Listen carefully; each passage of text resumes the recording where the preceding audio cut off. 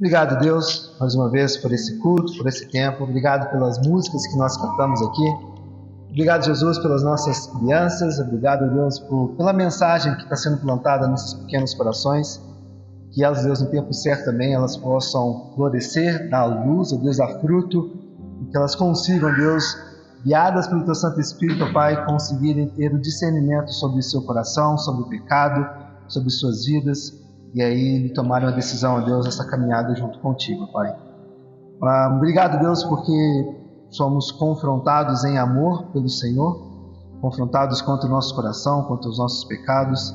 E eu te oro, Deus, para que o Senhor continue, Deus, a não cessar de sempre nos confrontar e promover dentro de nós essa transformação, como nós acabamos de ler aqui, ó Deus, nessa confissão, Pai.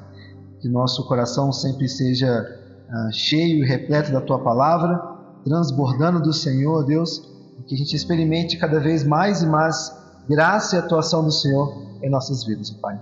Oro também nesse momento pela mensagem, que o Senhor possa me esconder atrás da Tua cruz, que não seja eu falando, Deus, a nós essa manhã, mas que seja o Senhor, Deus, falando aos nossos corações e às nossas mentes, Pai. Repreendemos nosso inimigo, o diabo, não é bem-vindo no nosso meio, para poder roubar a nossa atenção, Deus, para poder tirar, Deus, o nosso foco desse tempo, e que seja, Deus, um momento realmente de conexão com o Senhor, um momento, Deus, onde a Tua Palavra terá liberdade, Pai, para poder falar aos nossos corações.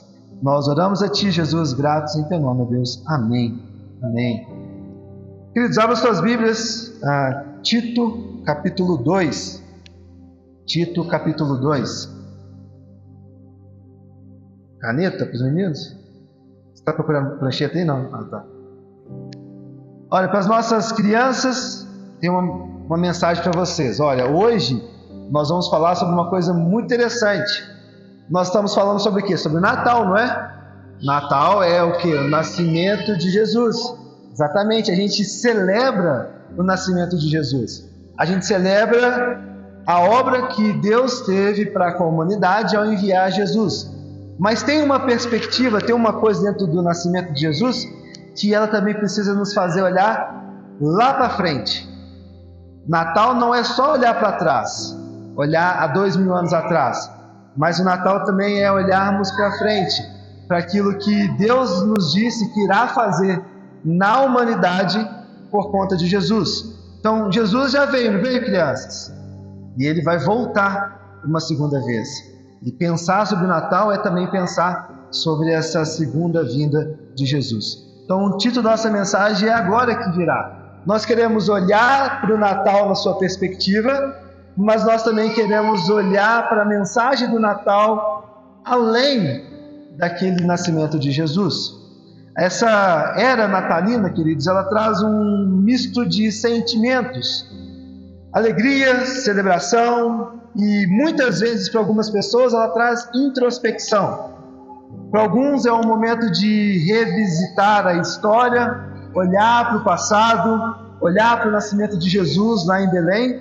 Para outros é uma oportunidade de considerar o impacto desse evento em nossas vidas. Contudo, o Natal, queridos, não é apenas um memorial de algo que aconteceu há 2000 anos atrás. Ele também é um prenúncio de algo muito maior. Um convite para nós olharmos para frente, para a culminação do plano redentor de Deus na história. Quando nós contemplamos o nascimento de Cristo, nós somos chamados a conectar dois adventos. O primeiro, que já inaugurou a era da sua graça e trouxe a salvação, quando Jesus vem a este mundo e o Rei tão esperado, agora ele passa a reinar, ele passa a governar a humanidade. E o segundo, que será a consumação da sua glória e da restauração de todas as coisas.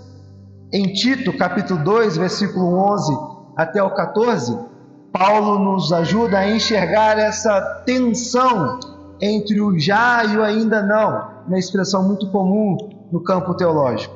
Esse já ainda não do reino de Deus.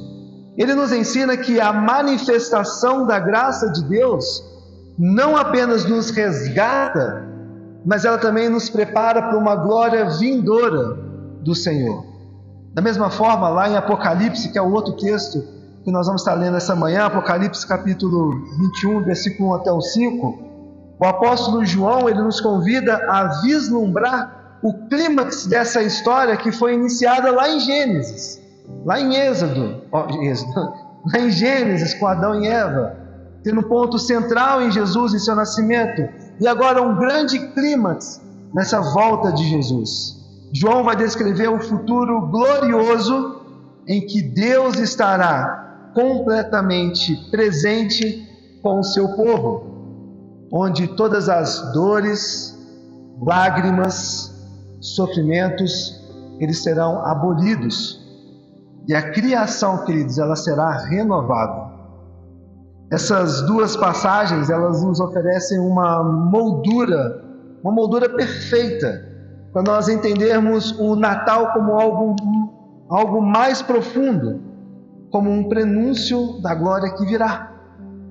Algumas perguntas que eu gostaria que a gente pudesse reverberar em nossa mente enquanto a gente conversa sobre esses textos, e você se responder sobre essas perguntas, né?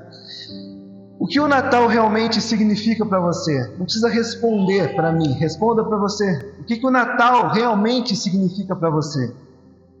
É apenas uma celebração anual? Ou você vê como parte de algo muito maior?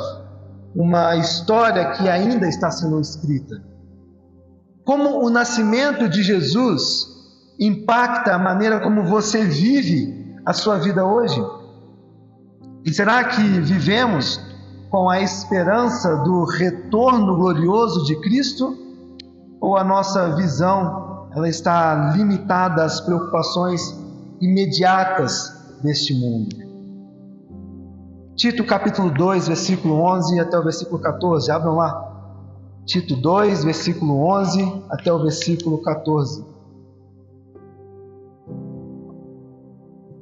Nos diz o seguinte: porquanto a graça de Deus se manifestou salvadora a todos os homens, educando-nos para que, renegadas a impiedade e as paixões mundanas, vivamos no presente século sensata, justa e piedosamente, aguardando a bendita esperança e a manifestação da glória do nosso grande Deus e Salvador Jesus, o qual a si mesmo se deu por nós, a fim de remir-nos de toda iniquidade e purificar para si um povo exclusivamente seu, zeloso de boas obras. O apóstolo Paulo, queridos, ele inicia esse trecho com uma afirmação que a graça de Deus se manifestou salvadora a todos os homens, no versículo 11. Aqui esse termo se manifestou, ela evoca essa ideia de uma luz brilhante que ela irrompe as trevas, que ela irrompe a escuridão. E esse termo ele é frequentemente usado nesse contexto de aparições divinas ou as teofanias, que a gente olha muito no Antigo Testamento, as aparições de Deus. E essa graça, queridos, ela é centralizada em Jesus Cristo, cuja a encarnação é o resumo, é a epítome, é a doutrina da intervenção divina na história humana. A palavra salvadora que Paulo traz aqui, ela sublinha que essa manifestação, ela não é apenas uma exibição, ou uma compaixão, ou uma bondade geral. Não, ela está intrinsecamente ligada ao propósito redentor de Deus da humanidade, na minha e na sua vida. A salvação, queridos, ela é oferecida a todos os homens, indicando essa abrangência do chamado de Deus. Ainda que a eficácia dessa salvação, dessa graça, se concretize naqueles que a recebem pela fé e no chamado de Deus para cada indivíduo. No versículo 12, Paulo vai dizer: educando-nos para que, renegadas a impiedade, as paixões mundanas, vivamos no presente século sensata, justa e piedosamente. Ele vai mostrar essa graça como um mestre, essa graça como alguém que está nos ensinando. O verbo ensina que Paulo traz aqui, ele indica um processo contínuo de instrução, semelhante ao treinamento de crianças. Vocês pais, no processo de educar os seus filhos, no processo de ensino dos seus filhos, vai de maneira constante e repetitiva, mostrando e ensinando. O que Paulo está nos dizendo é que a graça funciona da mesma forma. Ela vai nos ensinando, ela vai nos mostrando, vai nos lapidando a nossa forma de relacionar, de viver a vida. Mas ela também é a força transformadora que nos molda a imagem de Cristo. E como ela nos molda a imagem de Cristo? Ele vem colocando aqui algumas definições. Renunciando à impiedade e às paixões mundanas. Impiedade aqui se refere a uma vida que negligencia ou que rejeita a Deus. No contexto de Creta, que é onde Paulo está escrevendo para os crentes, para essa carta de Tito, ela era conhecida por seu hedonismo e por sua corrupção. E essa exortação de renunciar à impiedade, às paixões mundanas, ela era contracultural para aquele povo. Eles iam na contramão do que eles estavam vivendo como algo comum, normal e diário. Uma vida que era vivida sem reverência a Deus. Uma vida que era vivida sem relacionamento com Deus. Uma vida que era vivida ignorando Deus e sua essência e o que Ele é. Como Ele pode mudar e modelar e ter uma perspectiva de santidade. E Paulo está dizendo, olha, essa graça ela precisa nos educar e nos ensinar a quê? A renunciar a essa impiedade. E nós não precisamos ir para Creta para poder pensar na aplicação desse texto. Só nós trazemos para o nosso contexto de hoje. O quanto a nossa sociedade é uma sociedade que não vive à base ou submissa à vontade de Deus, ou debaixo do guarda-chuva de Deus, onde suas vidas são vividas governadas por seus próprios corações, onde suas vidas são conduzidas pelas suas próprias emoções, pelos seus próprios desejos. Pessoas essas que são levadas pelo coração que as conduzem. E aí Paulo vai dizer dessa impiedade também das paixões mundanas, que elas precisam ser negadas, abandonadas, rejeitadas, isso através da graça que nos move. Essas paixões mundanas abrangem os desejos desordenados que refletem os valores transitórios e corruptos deste mundo. Quantas vezes nós somos governados, ou nos permitimos ser governados por esse coração guiado pelas essas paixões mundanas? E mundanas a gente fala na perspectiva de tudo aquilo que não reflete a glória e a graça de Deus, daquilo que não reflete a essência daquilo que Deus é.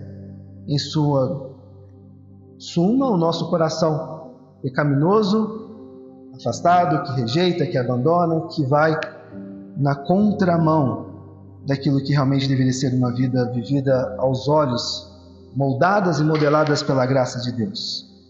E Paulo continua nesse aspecto da graça que nos educa, para que nós possamos rejeitar, renunciar à impiedade, às paixões mundanas, para que possamos viver de maneira sensata, justa e piedosa. Sensata no autocontrole, no domínio próprio, em relação a nós mesmos. Justa em retidão e justiça em relação com os outros.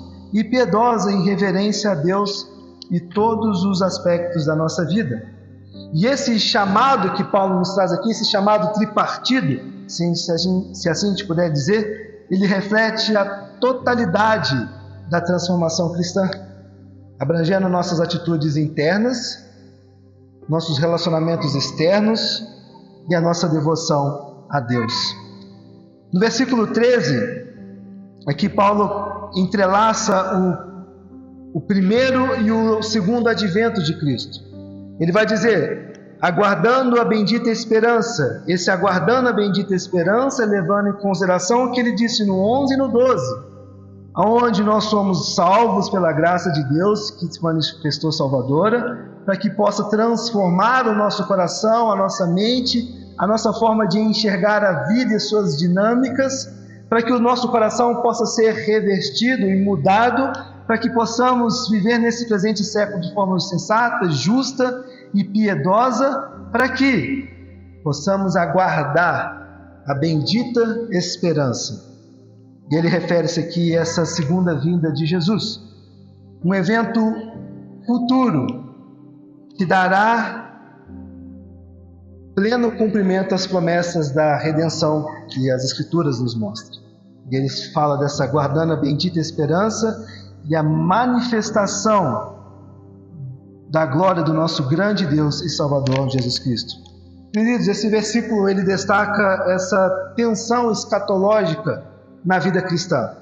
Nós vivemos no presente, nós vivemos aqui hoje e agora, mas vivemos com olhos fixos, pelo menos deveríamos viver com olhos fixos no futuro glorioso que nos aguarda, na espera pela manifestação de Cristo.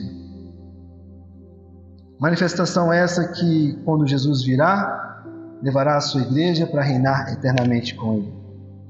No versículo 14, a gente vai voltar mais nesse tópico, mas só terminando esse trecho. No versículo 14, Paulo aqui conclui esse trecho enfatizando a centralidade da obra de Cristo. E ele vai dizer, da redenção de toda maldade, no versículo diz, o qual a si mesmo se deu por nós, a fim de remir-nos de toda iniquidade ou de toda maldade, purificar para si um povo exclusivamente seu, zeloso e de boas obras. Aqui ele nos mostra essa redenção dessa maldade, né? A palavra redimir, que traz aqui, ela carrega esse significado de libertação por meio de um preço que foi pago. Preço esse pago na cruz do Calvário por mim, por você, pela humanidade, que foi o sacrifício de Jesus na cruz. Isso, queridos, nos aponta para esse sacrifício substitutivo de Cristo, que pagou o preço pelos nossos pecados. A nossa maldade ou a nossa iniquidade, que Paulo fala aqui, ela se refere-se não apenas às ações pecaminosas, mas à própria condição de corrupção que Cristo veio para poder corrigir. Corrupção do mundo, do meu e do seu coração. Para que nós aguardamos com bendita esperança essa remissão que o Senhor fará, para que? Para purificar o seu povo, como Paulo fala nesse versículo. O objetivo final da redenção é que Cristo ele tenha um povo separado para si, dedicado à santidade e à prática de boas obras. A gente falou muito sobre isso em Tiago, sobre como nossas vidas, entendendo a perspectiva correta da vida cristã, ela deve ser uma vida que exemplifica essas boas obras. E esse versículo, ele nos destaca que a salvação ela não é apenas uma libertação do pecado, mas ela também é um chamado a uma missão e a uma transformação que nós recebemos e encaramos em Cristo Jesus. Paulo enfatizou, queridos, que a graça de Deus que se manifestou em Cristo, ela nos ensina a viver uma vida de santidade no presente, enquanto nós aguardamos o futuro glorioso da volta de Cristo.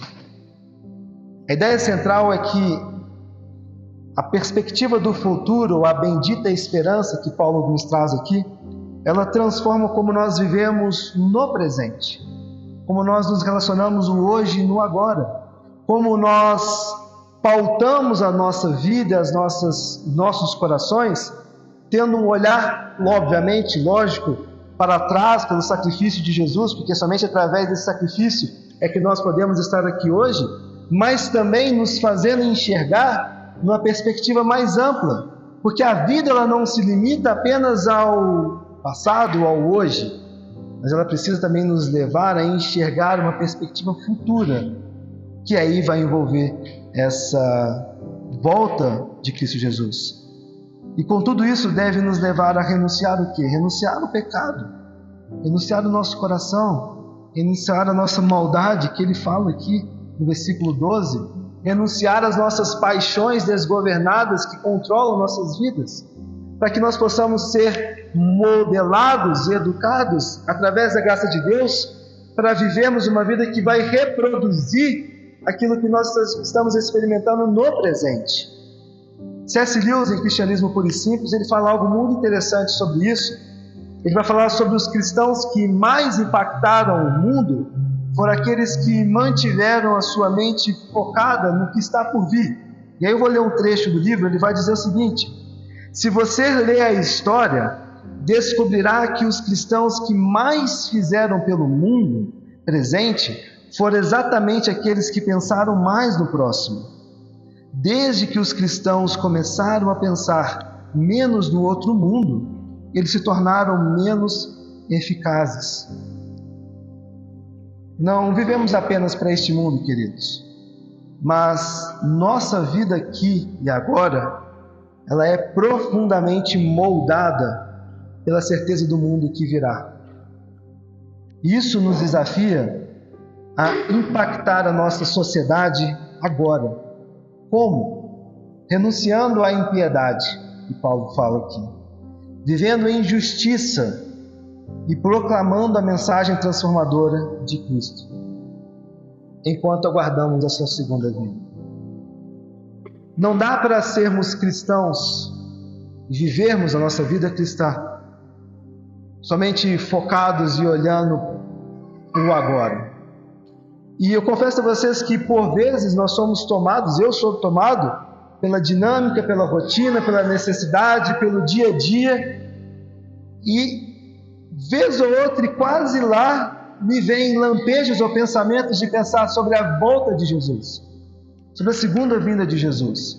Na verdade, talvez, não sei se para vocês é assim, mas para mim, por grande parte das vezes quando a gente começa a ver notícias de caos, de maldade, de catástrofes e por aí vai, de guerras, aquele pensamento vem: Jesus está voltando, Jesus está voltando, Jesus vai voltar, a gente tem que se apegar a Deus, enfim, aí começa a vir aqueles clichês, porque na prática, no dia a dia, parece que a gente está tão entregue às nossas necessidades, às nossas pendências, à dinâmica, à rotina, ao dia a dia, que a gente tira de foco, tira dos olhos, do radar, essa perspectiva futura. Porque o hoje e o agora, eles gritam mais do que uma coisa que a gente não sabe que é incerta. Eu não estou dizendo que isso deve conflitar com as nossas necessidades.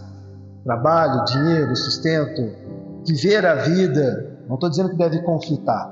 O que eu estou dizendo é que a nossa perspectiva sobre a vida cristã, ela tem que ser moldada, obviamente, pelo sacrifício de Jesus, mas além do sacrifício de Jesus, é a perspectiva da sua volta futura. Quando nós tiramos de cena, do coração, da mente, de que o Senhor voltará para poder reinar e governar para todo sempre, nós só estamos vivendo a vida, estamos sendo conduzidos, não estamos aguardando essa bendita esperança de que Jesus voltará, e que acabamos sendo engolidos pelo mundo, pelas coisas, pelo cenário, pelas condições, e parece que a gente só pensa de novo na volta de Jesus quando o mal bate a porta. É a mesma concepção de quando a gente vai até Deus quando algo ruim nos acontece. E a gente vai pensar sobre a vinda de Jesus quando o mal está batendo a porta. Mas lembra que eu comecei falando que olhar para o Natal não é só olhar para uma história de 2000 anos atrás. Olhar para o Natal é conseguir enxergar a missão redentora do Senhor como um todo. Ele veio, Ele nasceu, Ele viveu, Ele morreu, Ele nos ofereceu graça transformadora para mudar e modelar nossas vidas, e agora Ele nos promove a ter um olhar fito sobre a sua segunda vida. Essa frase aqui de Lewis me vem muito à mente os primeiros cristãos. A igreja ela avançou de uma forma absurda no primeiro século, porque eles tinham em mente que Jesus ia voltar. E essa era a mensagem que reverberava por entre eles. Que Jesus falou assim: eu estou indo ao céu e eu voltarei. E essa era a mensagem: Jesus vai voltar. Jesus vai voltar. E nessa dinâmica da vida, eles estavam vivendo a sua vida diária, com suas demandas diárias, mas tendo uma motivação muito maior, que era: Jesus voltará para reinar eternamente. Grandes coisas aconteceram no primeiro século. Obviamente tem um plano redentor de Deus que conduziu tudo aquilo, mas grandes coisas aconteceram, porque aqueles irmãos estavam tendo seus olhares fitos e com essa expectativa do retorno do Senhor. Mas Ele não voltou. em 2000 anos. Mas um dia ele voltará. E João nos chama para refletir sobre essa volta de Jesus. Abra suas Bíblias em Apocalipse capítulo 21. Apocalipse capítulo 21.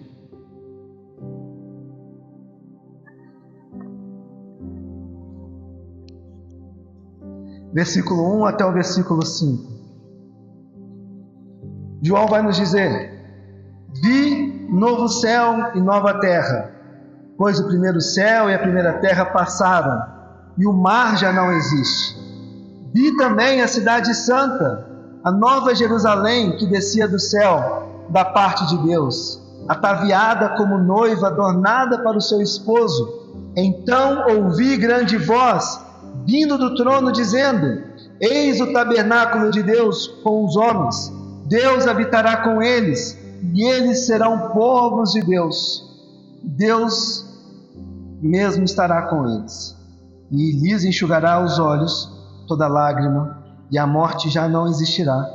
Já não haverá luto, nem pranto, nem dor, porque as primeiras coisas passaram. E aquele que está sentado no trono disse: eis que faço novas todas as coisas. E acrescentou: escreve, porque essas palavras são fiéis e verdadeiras. Enquanto o título nos mostra a graça que nos prepara para essa glória, Apocalipse 21, queridos, nos dá um vislumbre dessa glória final. João descreve a consumação da história redentora de Deus, quando o novo céu e a nova terra substituirão o presente mundo caído que nós vivemos. Versículo 1, vi novo céu e nova terra. João abre o capítulo descrevendo a sua visão de um novo céu e de uma nova terra. A palavra usada aqui para novo refere-se a algo renovado.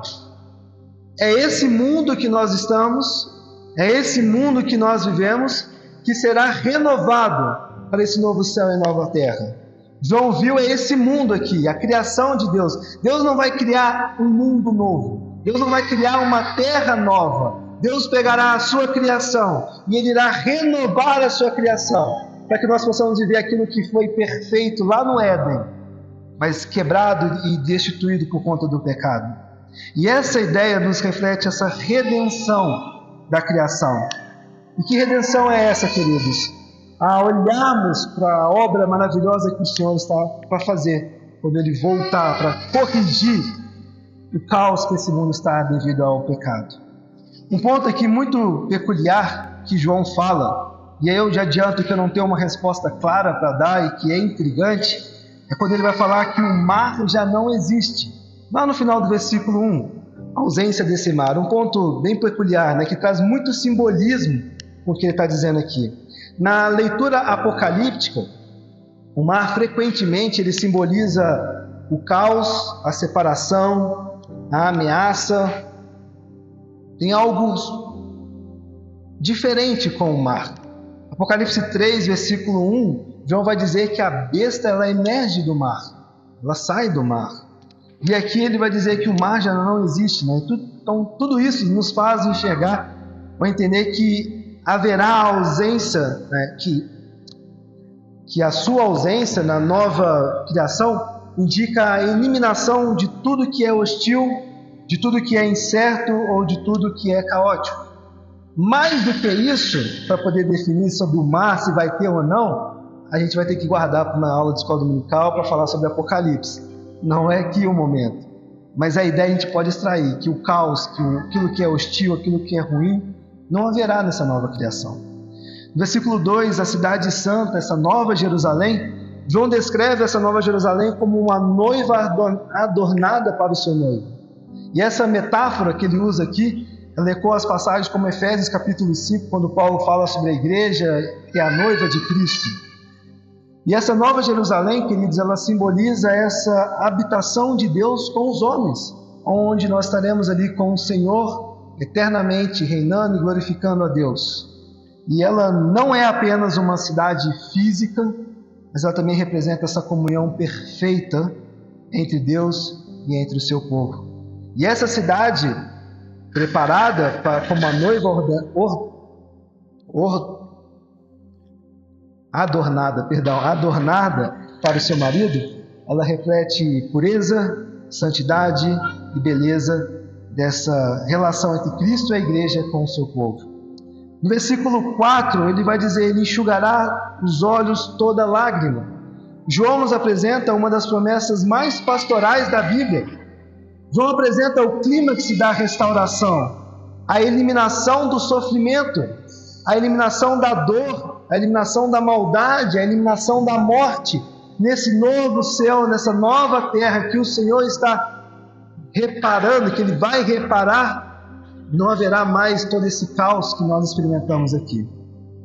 A nova criação, queridos, não será apenas uma continuação melhorada do mundo atual, mas algo totalmente transformado, totalmente glorioso, onde haverá ausência de dor, de morte. E essa visão não apenas nos consola os cristãos perseguidos que estão sofrendo, mas ela também aponta para o propósito final do plano redentor de Cristo, que é a restauração completa de tudo que foi quebrado pelo pecado. No versículo 5, eis que faço novas todas as coisas. Aqui, Deus fala diretamente, reafirmando a sua soberania e o cumprimento de suas promessas. A declaração que eis que faço nova todas as coisas é a culminação da narrativa bíblica. O Deus que criou todas as coisas no início, agora renova completamente no final. Deus que criou todas as coisas lá no Éden, Ele vai renovar todas as coisas quando Ele voltar para reinar eternamente. Embora não seja o objetivo desse sermão falar sobre as visões escatológicas, eu acho pertinente somente mencioná-las para que a gente consiga ter uma visão como um todo e como essas visões elas culminam em um propósito e uma coisa em comum, né? Dentro do campo teológico, a gente tem perspectivas como amilenismo, pré-milenismo, pós-milenismo. São visões que englobam o reinado de 1000 anos que João fala em Apocalipse capítulo 20. A visão amilenista ela vai dizer que o reino do Senhor já foi inaugurado no seu nascimento e no seu sacrifício. E Deus está reinando na igreja e na humanidade através daquele ato que foi iniciado 2000 anos atrás. E Ele vai reinar eternamente na humanidade. Por isso a perspectiva do já e ainda não. Ele já reina, mas Ele não reina por completo. E Ele vai reinar por completo quando Ele voltar a sua segunda vez. E nessa perspectiva não existem os 1000 anos que são descritos aqui em Apocalipse 20. Os 1000 anos não são literais, mas são 1000 anos de reinado, na perspectiva de que Deus reina. A outra visão é a visão pós-milenista. Ela vai entender que Deus voltará. Acredita que Cristo retornará após o milênio e que ele será um período de paz e de prosperidade. Ou seja, haverá um momento onde a terra ela passará por 1000 anos de paz, de tranquilidade, de prosperidade, e logo após esse período o Senhor voltará pela segunda vez e Ele reinará para sempre. E a visão pré-milenista ela tem a visão de que o Senhor Ele volta a segunda vez, Ele instaura um período de 1000 anos de paz, 1000 anos de restauração, e logo após esse período a gente chega no desfecho da história, onde reinará para sempre a humanidade e o restante irá para o inferno. Por que eu menciono essas visões? Porque se a gente for pensar e for correr atrás de informações sobre a volta de Cristo, a gente vai esbarrar em algumas definições. Dentro delas tem outras nuances, tem outras definições que cada uma delas carregam. Mas uma coisa em comum que há entre todas as visões escatológicas é que o Senhor voltará uma segunda vez. E quando Ele voltar, Ele vai levar a sua igreja, eu e você, para reinarmos eternamente com Ele. Apesar dessas diferenças de 1000 ou não anos, no final, a resolução ela é a mesma, que é a glória de Deus restaurando esse mundo caído. A certeza de que Cristo retornará e de que haverá uma vitória de Deus sobre o mal, e de que haverá um novo céu e uma nova terra. Para nós concluirmos aqui, queridos, a santidade a qual nós somos chamados a refletir enquanto nós aguardamos essa segunda vinda de Cristo, ela é, portanto, uma preparação para esse futuro glorioso. E que entra essa expectativa de santidade. Nossa esperança, ela deve nos chamar a viver com expectativa ativa e buscando essa santidade prática. E o fato de Jesus vir para restaurar todas as coisas, queridos, ela deve nos motivar a viver hoje de acordo com os valores do reino de Deus. Ela deve nos motivar a viver a nossa vida hoje comum e diária de acordo com aquilo que as Escrituras nos apontam para uma vida prática comum e diária. Como promovendo a justiça, o amor, nesse nosso contexto atual. Nós falamos semana passada sobre sermos luz para o mundo. Esse deve ser o nosso papel enquanto cristãos, a refletirmos essa luz que veio a esse mundo para iluminar e tirar as trevas do pecado, e que agora nós somos os portadores dessa luz, como o próprio Jesus nos disse: vós sois a luz do mundo. E ser a luz do mundo é levar essa graça que transformou o nosso coração para que mais pessoas possam ter essa perspectiva vindoura do Senhor. Nós devemos ser essa luz, levar essa glória, para que ela possa ser revelada para aqueles que não conhecem essa nova criação. A nossa santidade, ela não apenas é um exercício moral, mas ela é uma expressão da nossa esperança no retorno de Cristo.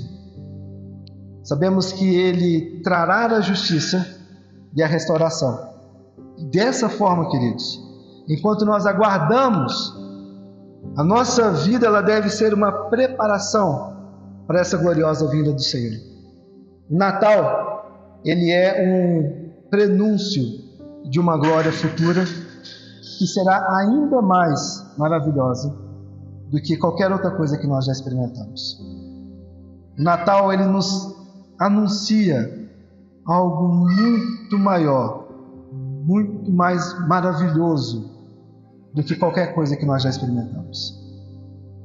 A vinda de Cristo à Terra foi apenas o começo desse plano de restauração do Senhor. E o seu retorno, ele vai trazer a consumação de todas as coisas. Terça-feira, quando a gente estiver reunido, cada um nos seus lares, com suas famílias, comendo arroz com uva passa ou sem uva passa, mas ter um momento de gratidão, e a gente for parar para pensar, por que a gente está aqui reunido? Qual é a razão de a gente estar aqui reunido?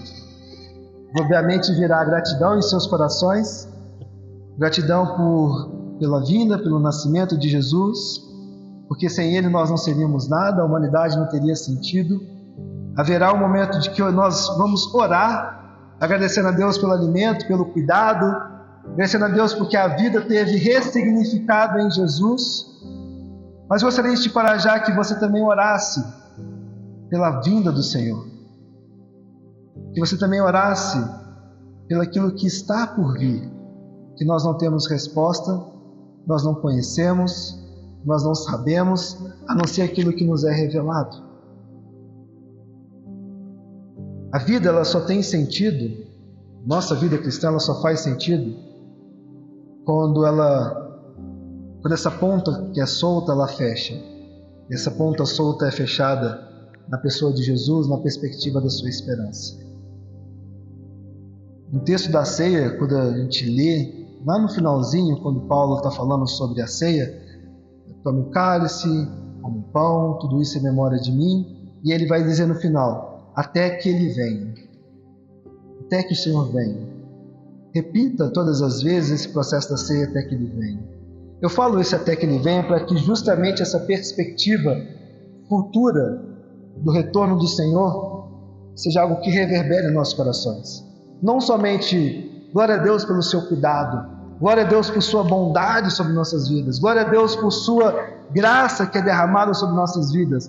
Mas que as glórias que nós possamos dar, ou os anúncios que nós possamos fazer, eles também sejam anúncios que vão apontar lá na frente. Glória a Deus porque o Senhor voltará para reinar para sempre, para tirar o caos, a maldade, a dor, o sofrimento que há nesse mundo.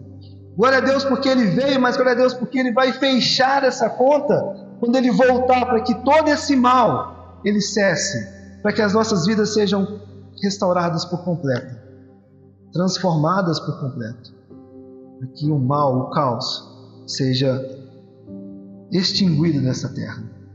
Isso só acontecerá quando o advento da segunda vinda do Senhor acontecer. Natal ele é mais do que o nascimento. Natal ele é o início de uma era de restauração. Glória a Deus porque Ele nasceu, mas glória a Deus porque Ele voltará para reinar eternamente, para levar a sua igreja, para acabar com o caos. Que a gente nunca perca isso de foco, irmãos. Que a gente nunca perca essa essência de foco, o olhar para a volta do Senhor. Quando? Essa é a pergunta que ninguém tem a resposta. Mas como? A Bíblia nos diz. Tito acabou nos dizendo.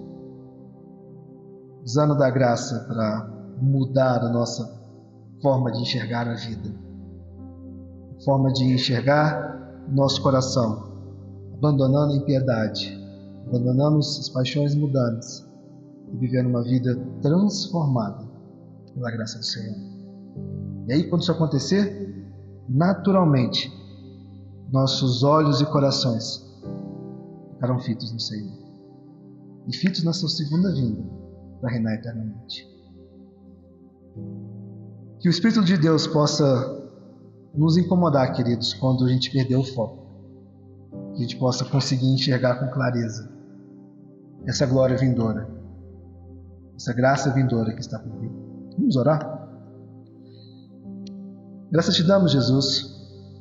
Obrigado pela sua morte, pelo seu sacrifício, mas muito obrigado, a Deus, pela esperança que o Senhor coloca nos nossos corações, que é o fim de todo esse mal, Pai. Obrigado, Deus, porque todas as Escrituras nos mostram e nos dizem, Deus, que o Senhor voltará. O Senhor voltará para reinar eternamente, para acabar, ó Deus, com a maldade desse mundo, com a dor, com a lágrima, com o sofrimento. Eu oro, Deus, para que nós possamos estar com corações, ó Deus, realmente voltados para o Senhor, olhando fitamente para Ti, Jesus, e não sendo dominados pelas nossas paixões, dominados, ó Deus, pelos nossos sentimentos, Deus, dominados, ó Deus, pelas nossas vontades, mas pelo contrário, Jesus, encharcados, ó Deus, pela sua graça em nós, que molda, que transforma, que muda, Deus, a forma de nós enxergarmos a dinâmica da vida, Jesus. Que a sua volta, Pai, não seja apenas um tema de escola dominical, uma discussão de roda de conversa, Deus, mas que ela seja uma verdade que nos guia, que nos move, que nos promova, Deus, a viver a vida hoje e agora, tendo essa perspectiva, Deus, eterna em nossos corações. Que ao celebrarmos o Natal, a gente agradeça, obviamente, pela sua vinda, mas também que a gente anseie, ó Deus, pela sua segunda vida, Pai. Abençoe, Deus, a nossa igreja, para que a gente possa viver dessa forma. Abençoe meus irmãos, ó Deus, que nós possamos reproduzir no nosso dia a dia essa perspectiva, Jesus. Graças nós te damos, ó Pai, e oramos agradecidos e ansiando, ó Deus, para o seu retorno, Pai. Em teu nome nós oramos. Amém.